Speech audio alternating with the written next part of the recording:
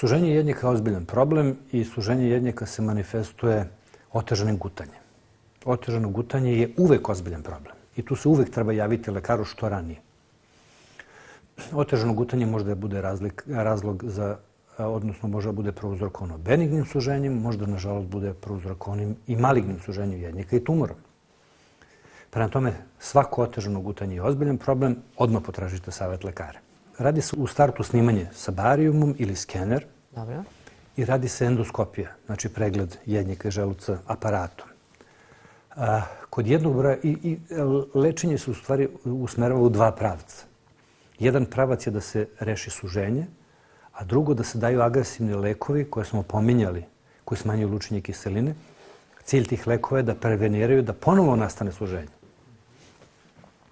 Kada je u pitanju benigno suženje koje nastane kao posljedica hronične upale, to je najčešće pukotinasto uzano suženje kroz koje mi najčešće uspemo da ubacimo balon i da naduvavanjem balona to suženje raširimo do nivoa da pacijent može normalno da guta.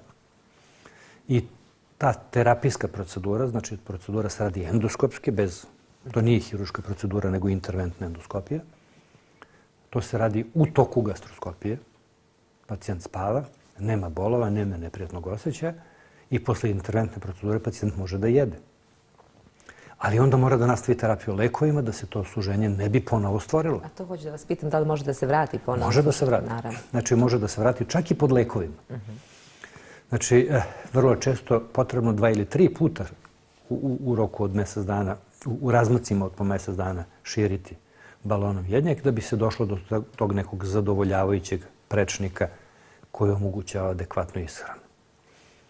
Međutim, nekad nije ni to dovoljno i kad nije to dovoljno, kad suženje ne može da se proširi ili kada se stalno vraća, onda mora da se razmišljaju i o agresivnim terapijskim opcijama.